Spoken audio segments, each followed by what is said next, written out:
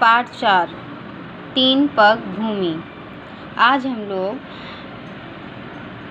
पाठ 4 पढ़ेंगे, जिसमें जो कहानी है वो तीन पग भूमि की है। इसमें जो हैं एक दानी होते हैं जिनका नाम राजा बलि होता है। वह इतने दानवीर होते हैं कि किसी को भी कुछ भी मांगने पे दे देते हैं।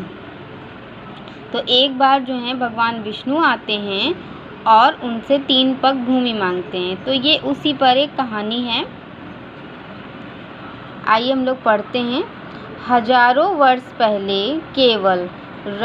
केरल राज्य में महाबली नाम के एक राजा थे। उनके राज्य में चारों तरफ सुख और समृद्धि फैली हुई थी। उनका यश चारों तरफ फैलने लगा। पृथ्वी लोक का स्वामी बनने के बाद वह इंद्रलोक का राजा बनने की सोचने लगे। राजा बलि ने एक विशाल यज्ञ का आयोजन किया और सभी को निमंत्रण भेजा।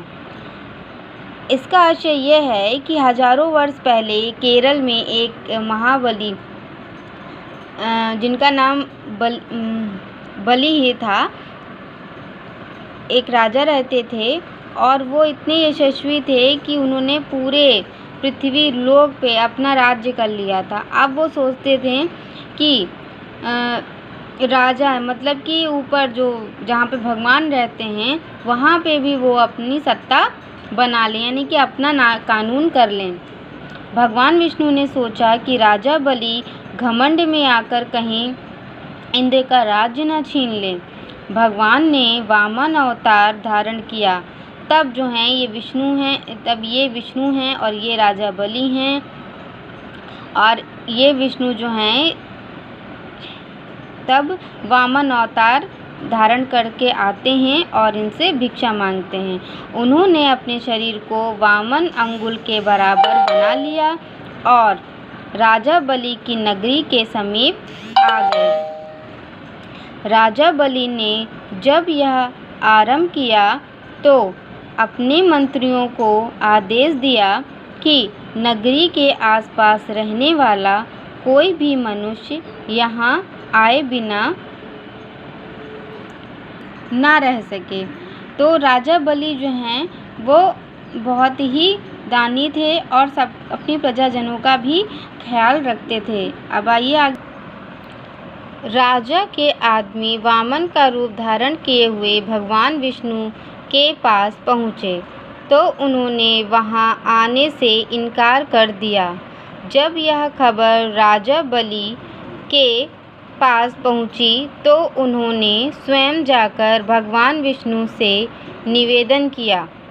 भगवान विष्णु ने राजा बलि से कहा, मैं आपकी नगरी में तभी प्रवेश करूंगा जब मेरे पास आपकी नगरी में कम से कम 3 पग भूमि हो। इस पर राजा बलि को हंसी आ गई और वे बोले, ठीक है, शर्त मंजूर है। तो देखिए, राजा बलि दानी थे तो वो यही सोचते थे कि उनके राज्य से कोई भी हाथ खाली करके ना जाए और वो किसी को भी कुछ भी देने से इनकार नहीं करते थे। तो इसी के अनुसार जो है विष्णु ने उनसे 3 पग भूमि मांग ली। उनको क्या पता था ये भगवान विष्णु है। उन्होंने सोचा 3 पग कितना हुआ, एक ये पग, एक ये दूसरा, और बस इतनी सी ज़मीन जो है उनको चाहिए तो हम दे देते हैं। आगे पढ़ते हैं। राजा बलि का वचन पाकर वामन रूपी भगवान विष्णु ने विराट रूप धारण कर लिया। मतलब वो बहुत बड़े विशाल, देखिए ना, ये बहुत बड़े हो गए, ये कितने छोटे से रह गए। और उन्होंने अपने शरीर को इतना बड़ा किया कि 2 ही कदम में पूरी पृथ्वी को नाप लिया और पूछा कि तीसरा कदम कहाँ रखूं। एक पग में आकाश नाप लिया, एक पग में पृथ्वी नाप ली। अब एक पग तो बच गया। तो यह देखकर राजा बलि घबरा गए और थर-थर कांपने लगे। वे समझ गए कि ये कोई साधारण व्यक्ति नहीं हैं, ये निश्चित ही महान व्यक्ति हैं। उन्होंने वामन रूपी भगवान विष्णु के सामने अपना सिर झुका दिया। इस पर वामन रूपी भगवान विष्णु ने तीसरा पग उनके सिर पर रखकर उनको पाताल लोक भेज दिया और उनकी दानवीरता से प्रसन्न होकर उनको पाताल लोक का राजा बना दिया।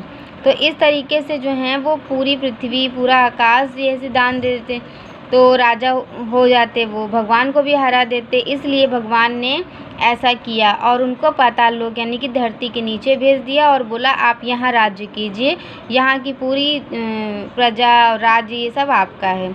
यहाँ पे आपका स्टोरी ख़त्म होता है। यहाँ ये इसके शब्द अर्थ हैं, देखिए हम पढ़ते हैं। समृद्धि, संपन्नता, निमंत्रण, बुलावा, आदेश, आज्ञा, स्वामी, मालिक, समीप, पास, विराट, बहुत बड़ा। इस तरीके से आपको पढ़ना भी है और ऐसे ही यहाँ पे शब्द डालना है, इधर अर्थ डालना है और इनको लाइन से अपनी कॉपी में लिखना है। ये निमंत्रण, इंद्रलोक, महाबली, समृद्धि, वामन, धारण, ये वर्ड आपके कठिन शब्दों में हैं। एक शब्द को आप 2 बार लिखेंगे। अब यहाँ ये एक वाक्य में उत्तर देना है, लेकिन आज सिर्फ हम लोग 2 ही क्वेश्चन को करेंगे, ठीक है। आगे की वर्क में कर लिया जाएगा। भगवान विष्णु ने अपना शरीर कितने अंगुल का बनाया था? तो सिर्फ कितने का ही आपको आंसर देना है, एक वाक्य लिखना है। तो उत्तर में आप लिखेंगे वामन। भगवान विष्णु ने राजा बलि को कहाँ भेज दिया?